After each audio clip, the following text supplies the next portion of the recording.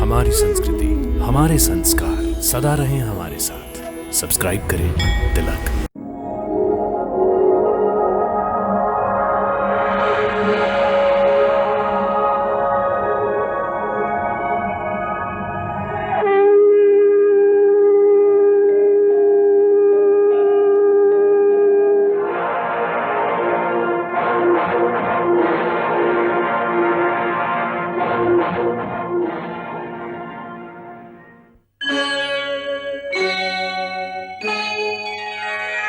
कृष्णा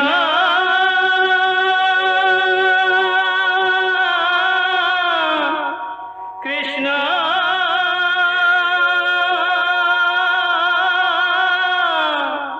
हरे कृष्णा हरे हरे।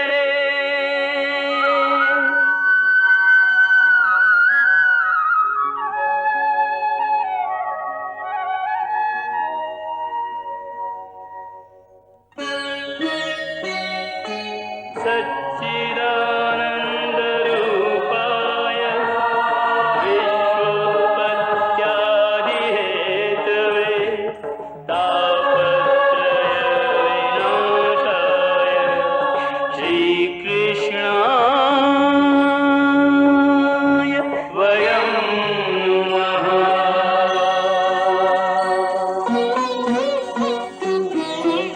श्रीकृष्ण गोविन्द हरे मुरारे, हे नाथ नारायण वासुदेव। हरे कृष्ण राधे राधे कृष्ण कृष्ण कृष्ण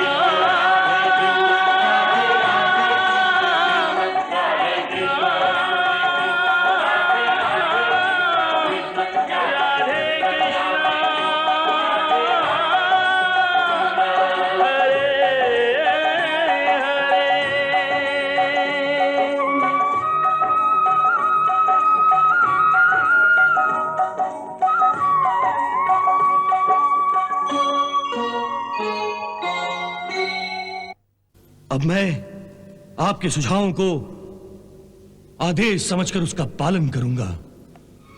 मुझे जाने की आज्ञा दीजिए कृपाचार्य। परंतु आप जाएंगे कहां?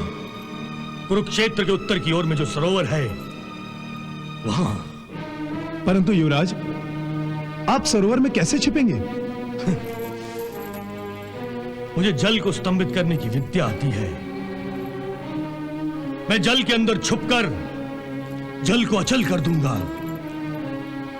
यदि पांडव मुझे ढूंढते ढूंढते वहां तक पहुंच भी गए, तब भी उनको ज्ञात नहीं होगा कि जल के अंदर कोई मनुष्य छुपा है।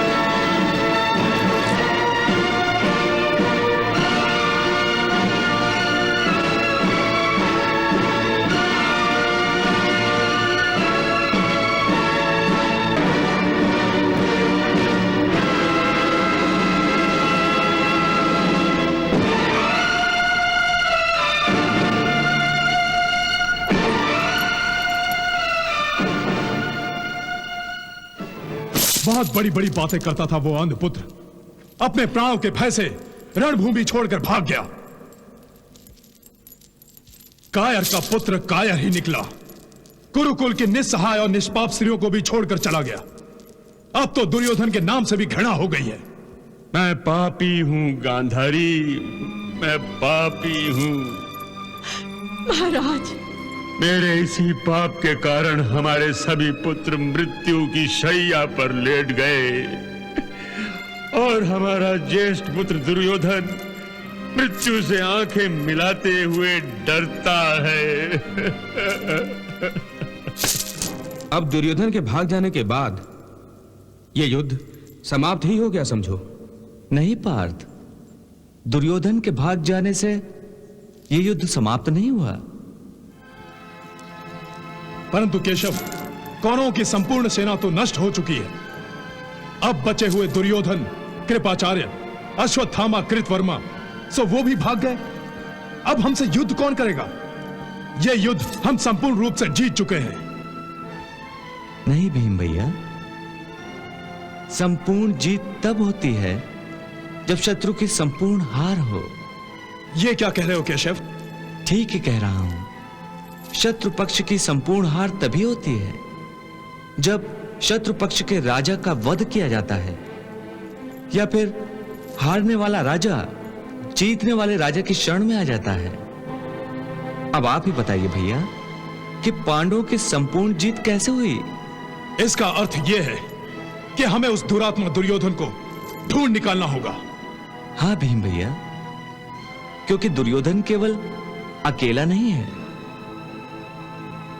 उसके साथ अश्वत्थामा, कृतवर्मा और कृपाचार्य जैसे योद्धा भी हैं जो इस युद्ध का पासा पलटने की क्षमता रखते हैं। इसलिए दुर्योधन को हमें शीघ्र ही ढूंढ निकालना चाहिए। वो आकाश या पाताल जहां भी छुपा होगा, हम उसे ढूंढ निकालेंगे। अगर अश्वत्थामा, कृपाचार्य और कृतवर्मा ये दुर्योधन के साथ नहीं होंगे तो दुर्योधन कहां छुपा है ये उन्हें अवश्य पता होगा। इसलिए इन तीनों में हमें कोई भी मिल जाए तो दुर्योधन का हमें पता चल जाएगा।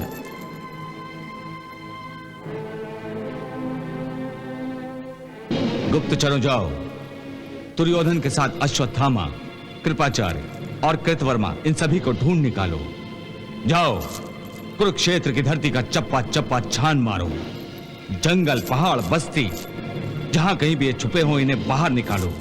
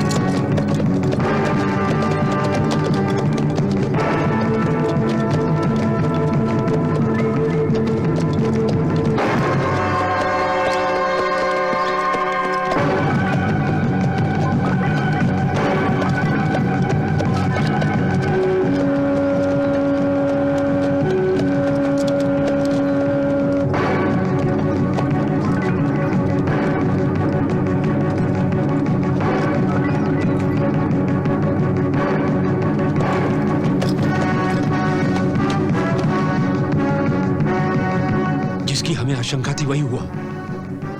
पांडवों के गुप्तचर दुर्योधन को खोजने निकल पड़े हैं।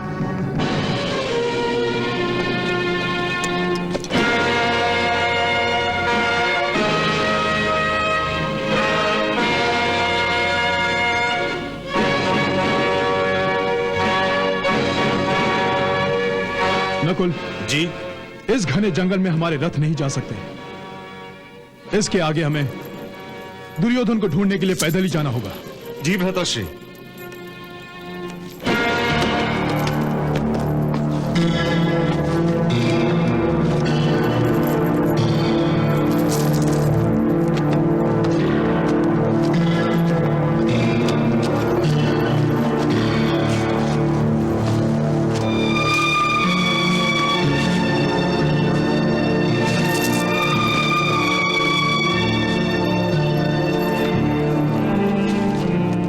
केवल गुप्तचर ही नहीं आचार्य, स्वयं पांडव, दुर्योधन और हमें ढूंढते हुए यहां तक पहुंच गए हैं। वो देखिए।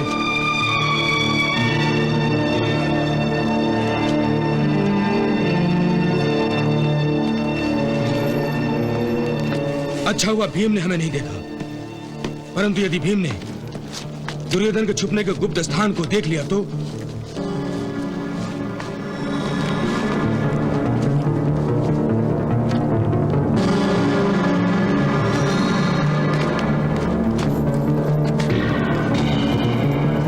देखो, वो जलाशय दिखाई दे रहा है। चलो वहां चलकर थोड़ा विश्राम भी कर लेते हैं और पानी भी पी लेते हैं। चलिए भ्राताश्री।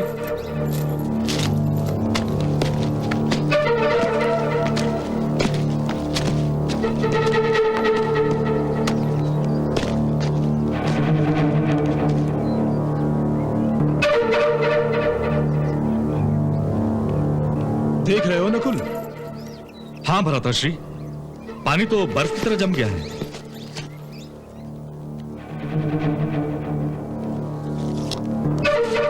आश्चर्य है, ठंड तो इतनी अधिक नहीं है, फिर भी पानी जमकर बर्फ हो गया है। इस बर्फ के नीचे तो ना जाने कितने जल प्राणी मर गए होंगे। इस जमे हुए पानी में कोई जीवित रह भी कैसे सकता है?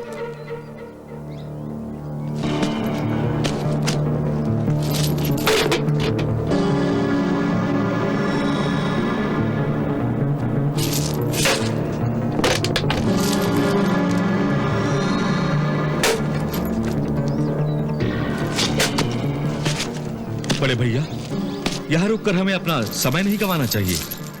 यहां तो कोई छुप ही नहीं सकता। हाँ नकुल, तुम ठीक कह रहे हो। चलो चलते हैं। चलिए।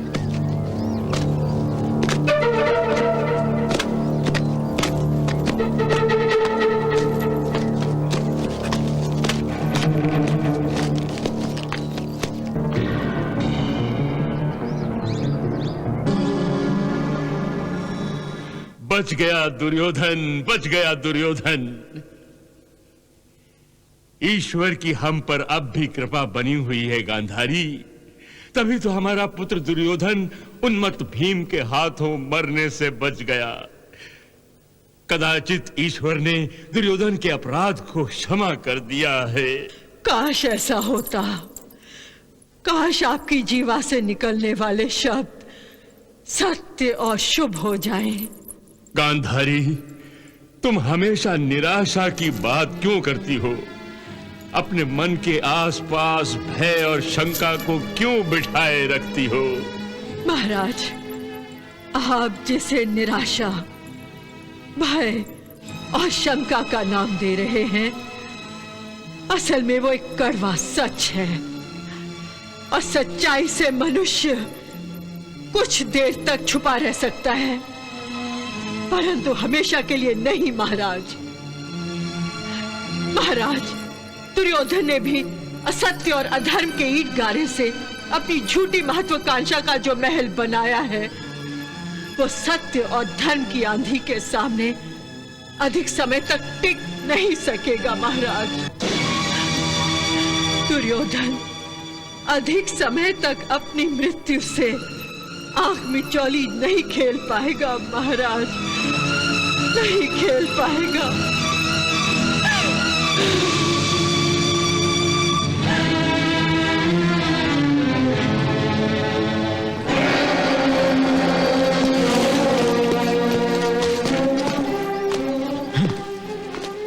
समझ में नहीं आता वो भगोड़ा कहां छुप गया।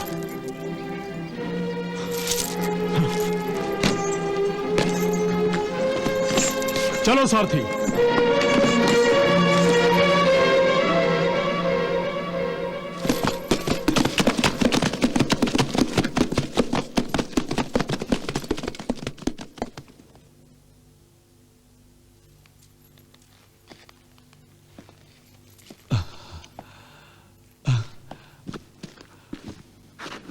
भीमसेन, कुछ पता चला? कहां छुपा है दुर्योधन? नहीं भ्राताश्री, पता नहीं वो कार कहां छुपा बैठा है। धरती के कौन से कोने में उस चूहे ने अपना बिल बनाया है। यदि दुर्योधन नहीं पकड़ा गया तो क्या कृपाचार्य अश्वत्थामा और कृतवर्मा का भी कोई पता नहीं चला? हमारे गुप्तचरों ने इनकी खोज में जमीन आसमान एक कर डाला है, खंगाल डाला है सारे इलाके को, परंतु इनमें से कोई हमारे हाथ नहीं आया। पता नहीं इन्हें जमीन खा गई या आसमान निकल गया।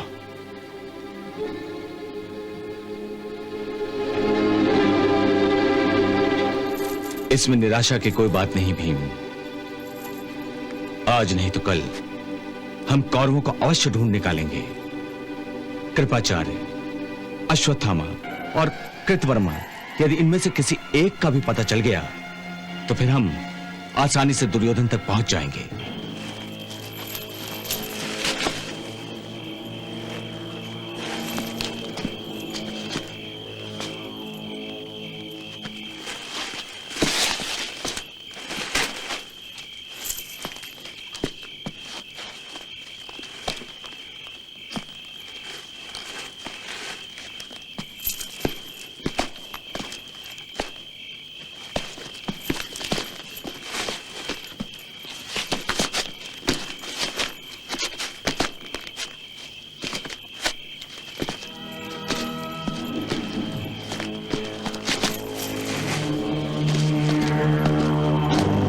आखिर हमने ढूंढ ही निकाला इन तीनों भगोड़ों को।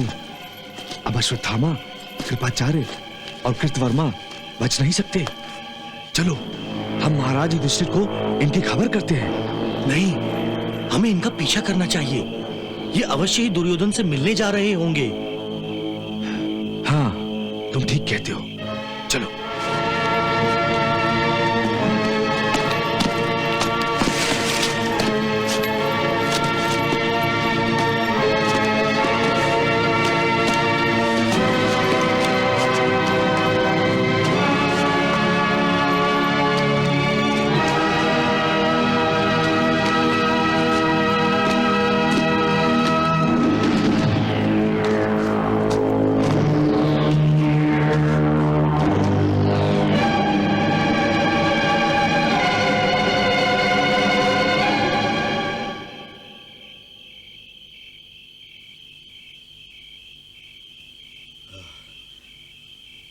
युवराज दुर्योधन! युवराज दुर्योधन! युवराज दुर्योधन! युवराज दुर्योधन!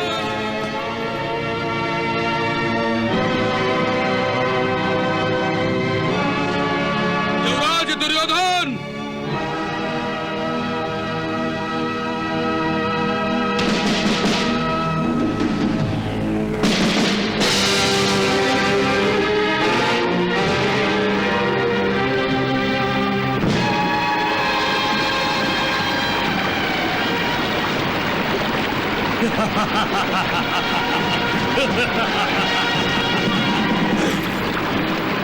युवराज, युवराज आइए।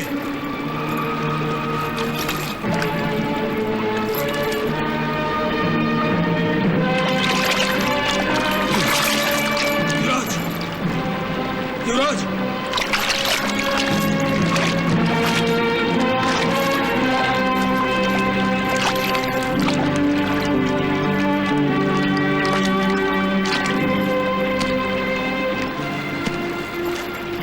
प्रणाम युवराज।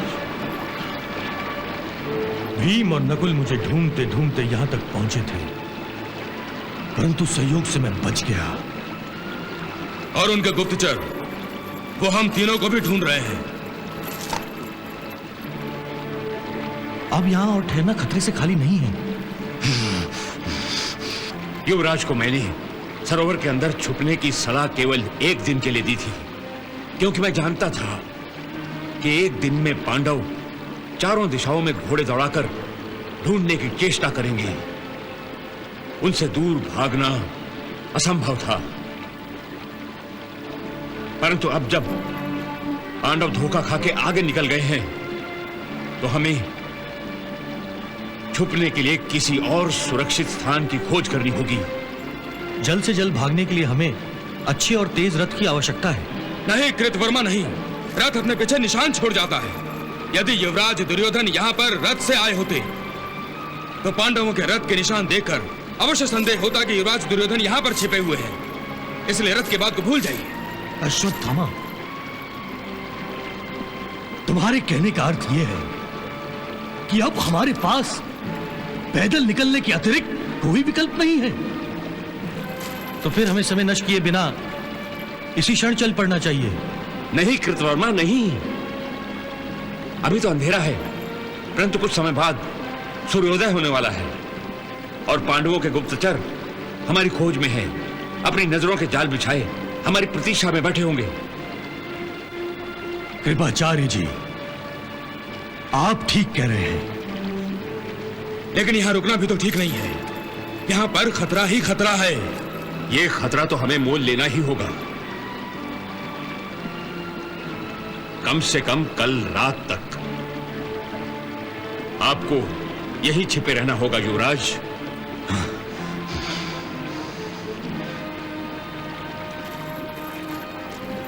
प्रणाम युवराज।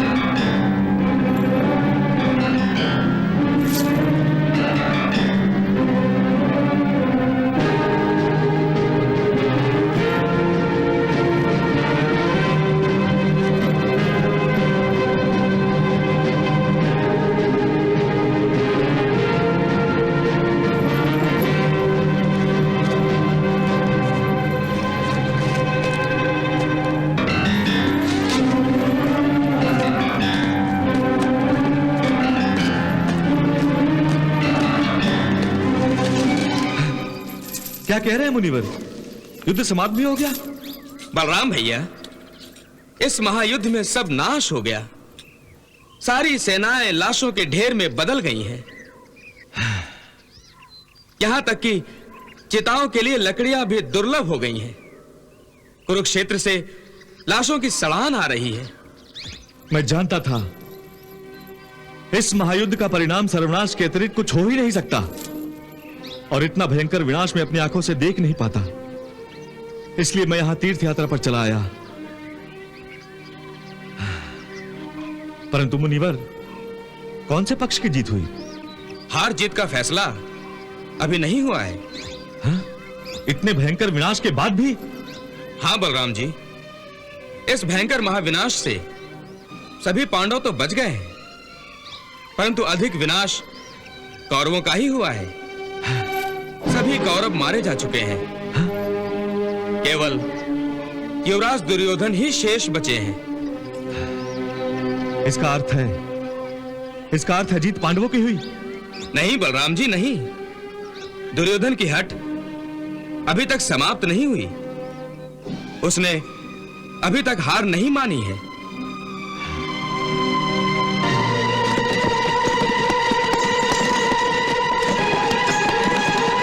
सारथी, रथ की गति बढ़ाओ, वायु से भी अधिक तेज भगाओ। मैं पलक झपकते ही दुर्योधन के पास पहुंचना चाहता हूं। मैं उस अंधपुत्र को भागने का अवसर नहीं दूंगा। जल्दी चलो।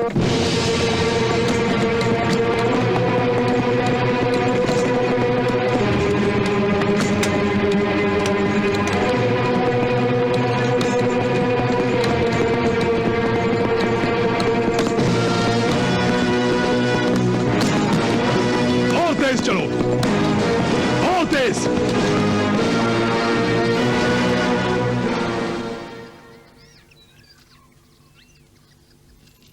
उस सरोवर तक पहुंचने के लिए इस घने जंगल में हमें पैदल ही जाना होगा।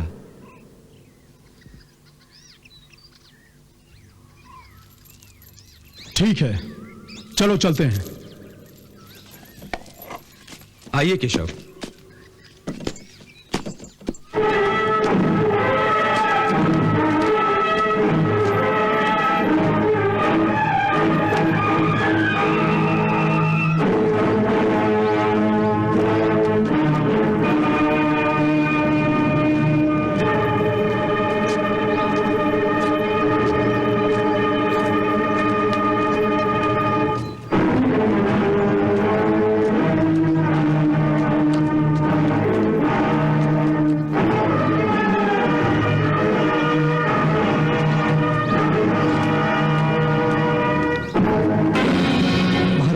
मैंने इसी सरोवर के तट पर अश्वत्थामा, कृपाचार्य और कृतवर्मा को देखा है, जो युवराज दुर्योधन को पुकार रहे थे। और कुछ ही क्षणों में युवराज दुर्योधन इस सरोवर से बाहर निकल आए थे और कुछ देर तक चारों ने आपस में बातचीत की और फिर युवराज इसी सरोवर में जाकर छुप गए।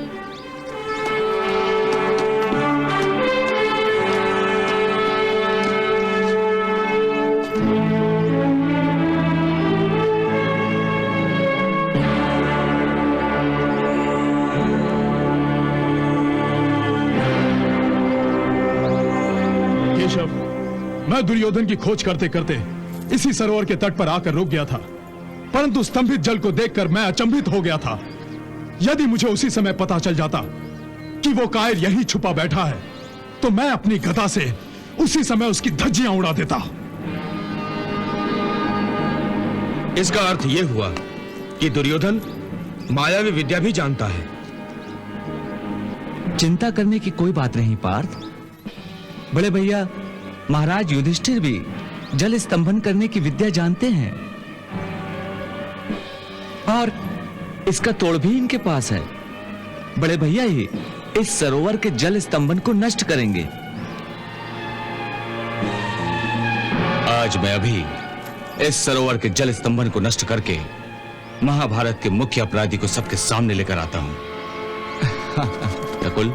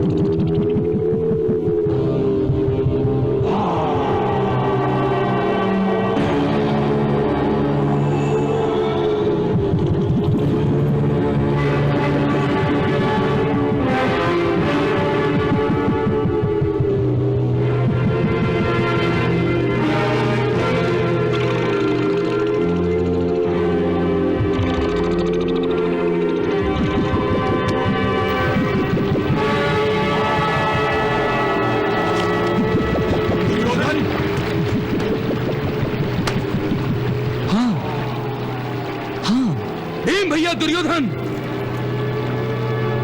दुर्योधन! महाराज, भाग्य ने एक और असफलता युवराज दुर्योधन की झोली में डाल दी है।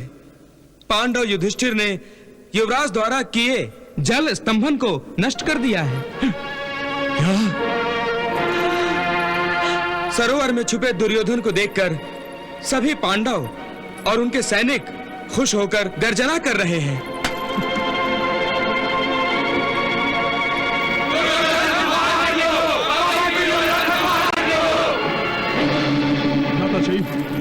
देख लिया कुरुकुल के कलंक को। मैंने तो सुना था कि लोग चुल्लू भर पानी में डूब मरते हैं, परंतु इस निर्लज्ज को तो इस सरोवर में डूबकर भी मौत नहीं आई। हेम भैया, ऐसे पापी, कायर और निर्लज्ज को मृत्यु भी अपनी शरण में लेने से इनकार करती है।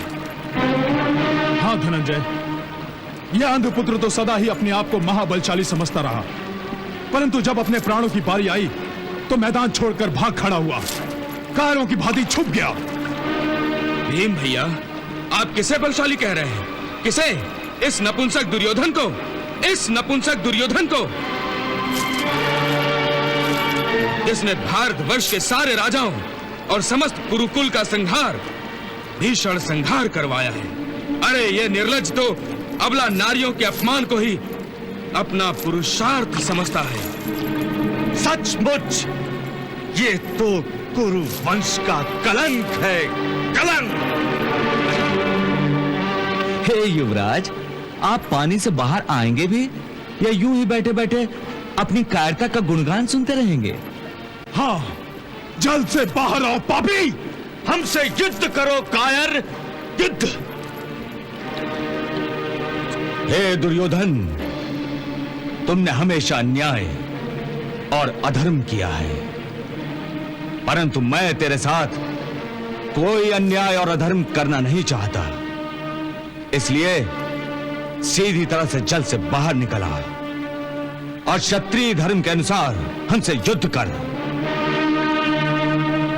यदि तुमने हमें परास्त कर दिया तो तुम भारतवर्ष के सम्राट कहलाओगे, अन्यथा वीर गति को प्राप्त होकर स्वर्ग जाओगे। दोनों ही स्थिति में तुम्हारी कीर्ति है दुर्योधन। इसलिए कायरता को छोड़कर वीरता से इस जल से बाहर आओ और हमसे युद्ध करो।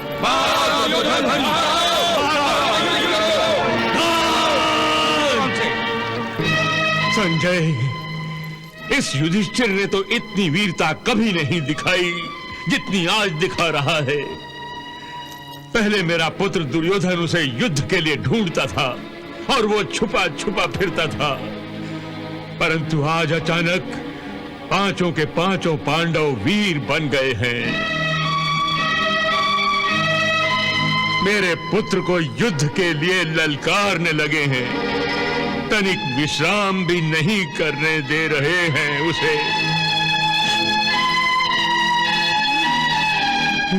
संजय, मुझे बताओ, क्या दुर्योधन ने पांडवों की चुनौती को स्वीकार कर लिया? क्या वो पानी से बाहर आ गया?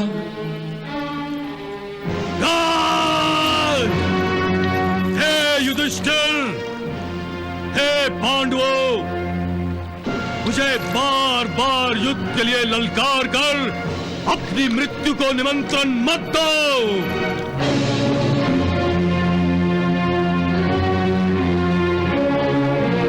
यदि मैं जल्द से बाहर आ गया तो तुम्हारा सर्वनाश निश्चित समझो।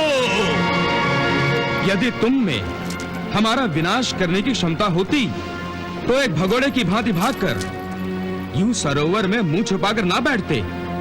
मैं यहाँ छुप कर नहीं बैठा हूं अर्जुन। मैं बार बार युद्ध करके थक गया था, इसलिए मैं यहाँ विश्राम कर रहा हूँ। और अब मुझे कोई युद्ध करने की इच्छा नहीं रही, क्योंकि इस युद्ध में भारतवर्ष के समस्त राजाओं का संहार हो चुका है। अब ये धरती उन योद्धाओं के बिना अलंकार रहित किसी विधवा स्त्री के समान हो गई है। अब इस धरती का सम्राट बनकर मैं क्या करूंगा? इसीलिए मैं मेरा समस्त राजपाट तुम्हें दान में देता हूं और मन शांति के लिए मृग छाल पहनकर वन में जाना चाहता हूं। वाह दुर्योधन वाह, तुम मृत्यु के भय से इतना बदल जाओगे, ये तो मैंने सोचा भी नहीं था। वाह, सदा ही दूसरों के अधिकार को छीनने वाला आज महादानी बन गया है। सदा ही दूसरों के मन की शांति को लूटने वाला आज स्वयं मन की शांति ढूंढ रहा है, संन्यास लेना चाहता है। नहीं दुर्योधन, नहीं, तुझे वन, पर्वत, पहाड़, सरोवर कहीं भी जाने से शांति नहीं मिलेगी, क्योंकि जीवन भर जो तूने पाप कमाए हैं उसका दंड भोगे बिना तुझे कहीं भी शांति नहीं मिलेगी। इसलिए तुम पानी से बाहर निकलो और हमसे युद्ध करो। हाँ दुर्योधन, बाहर निकलो।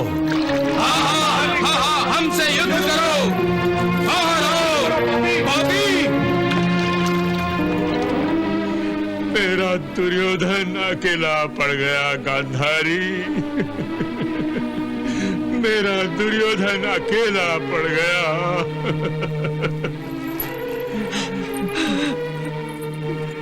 आज पांडवों ने खूनी भेड़ियों की भांति मेरे पुत्र को घेर लिया है, दबोच लिया है उसे अपने पंजों में, और मैं अपने पुत्र की रक्षा नहीं कर पा रहा हूं।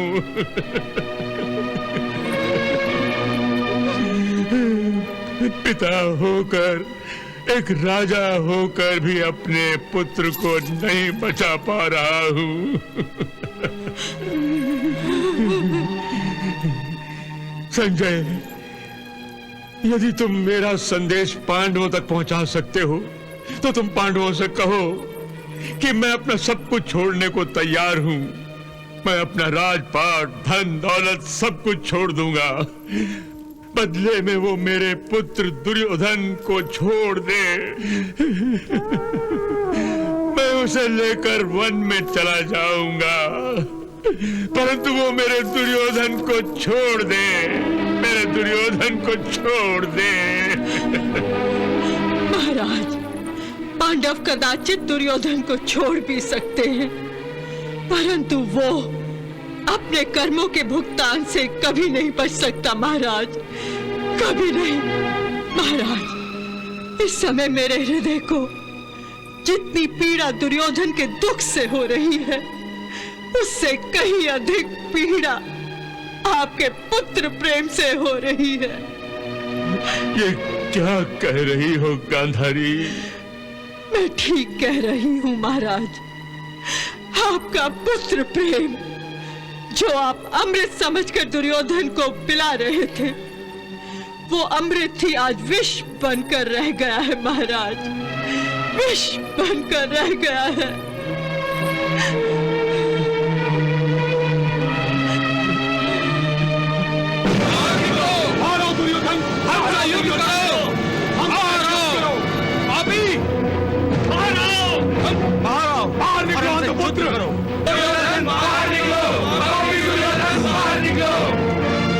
दुर्योधन, सरोवर से बाहर निकल आओ और हमारे साथ युद्ध करो। यूं छुपकर समय मत गवाओ दुर्योधन।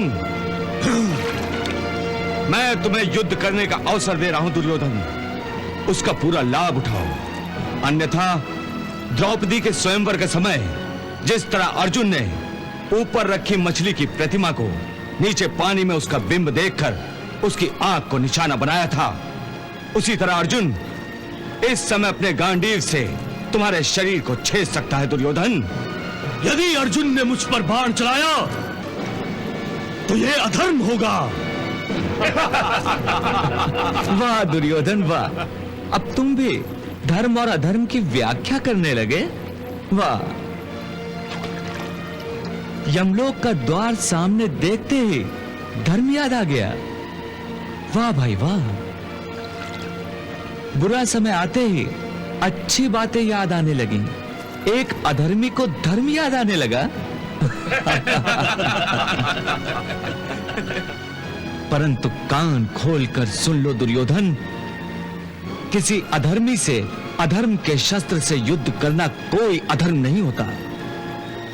दुर्योधन, अब तुम इस युद्ध से बच नहीं सकते। पार्थ,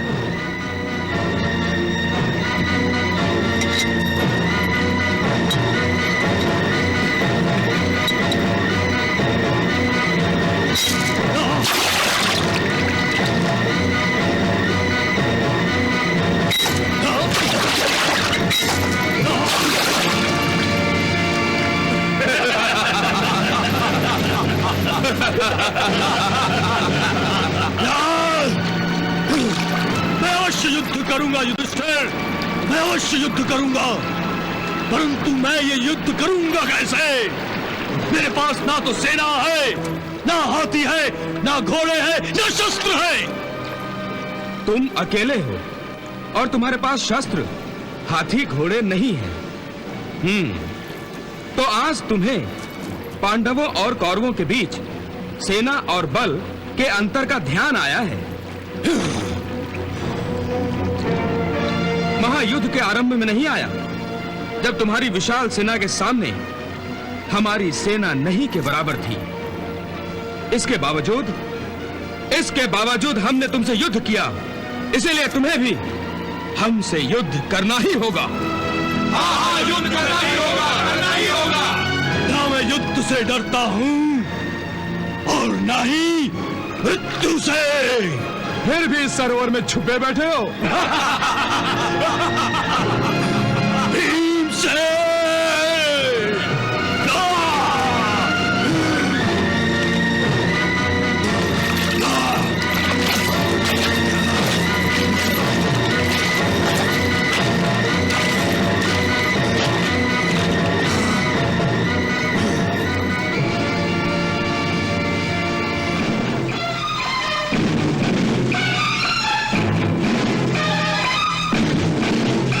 अच्छा ही हुआ दुर्योधन कि तुम युद्ध करने के लिए तैयार हो गए। ये अच्छा नहीं हुआ तुम सबके लिए, क्योंकि मैं अब भी कृष्ण सहित तुम सब पांडवों का वध करने की क्षमता रखता हूं। तुम सब ने मेरा उपहास, मेरा पान करके अपनी मृत्यु को ललकारा है। युधिष्ठिर, मैं निशस्त्र होकर भी तुम्हारे और तुम्हारे चारों भाइयों का वध करूंगा। मेरे सारे भाई मारे गए, अब तुम मेरे हाथों मारे जाओगे। ठीक है, तो विलंब क्यों? हम तत्काल युद्ध आरंभ करते हैं। तुम पांचों मुझ अकेले से युद्ध करोगे? हाँ, भला इसमें आपत्ति क्या है? ये सरासर अधर्म है, अधर्म। वाह, परंतु यही अधर्म से तुमने अभिमन्यु का वध किया था। तुम सभी ने मिलके अकेले अभिमन्यु का वध किया था। उस समय अधर्म का विचार नहीं आया था। परंतु दुर्योधन, मैं तुम्हें विश्वास दिलाता हूं कि ये पांडव तुमसे अधर्म नहीं करेंगे। बड़े भैया तो साक्षात धर्मराज हैं। वो तुमसे धर्म से ही युद्ध करेंगे। दुर्योधन, तुम्हारे अधर्म के जवाब में यदि पांडव भी अधर्म करें तो तुम में और इन पांडवों में क्या अंतर रह जाएगा? हाँ दुर्योधन, मैं तुम्हें आश्वासन देता हूं, युद्ध होगा और तुम्हारी इच्छा के अनुसार होगा। तुम जिस शस्त्र से युद्ध करना चाहोगे उसी शस्त्र के साथ तुम्हारे साथ युद्ध किया जाएगा। हम पांचों पांडवों में से केवल एक पांडव तुम्हारे साथ युद्ध करेगा। और यदि तुम बाणों से युद्ध करना चाहो तो अर्जुन है। यदि तुम तलवार से युद्ध करना चाहो तो नकुल है। और यदि तुम भाले से युद्ध करना चाहो तो मैं स्वयं हूं। इसका चयन करने का अधिकार मैंने तुम्हें दे दिया दुर्योधन। ये तुम पांडवों की चाल है, चाल। यदि मैं तुम एक भाई से लड़कर उसे मार दूं तो तुम चारों मिलकर मुझ पर टूट पड़ोगे, टूट।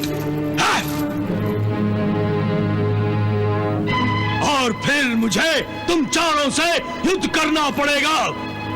युधिष्ठिर, ऐसे युद्ध से क्या लाभ? नहीं दुर्योधन, इस युद्ध की हार जीत का फैसला केवल एक ही पांडव के युद्ध से होगा।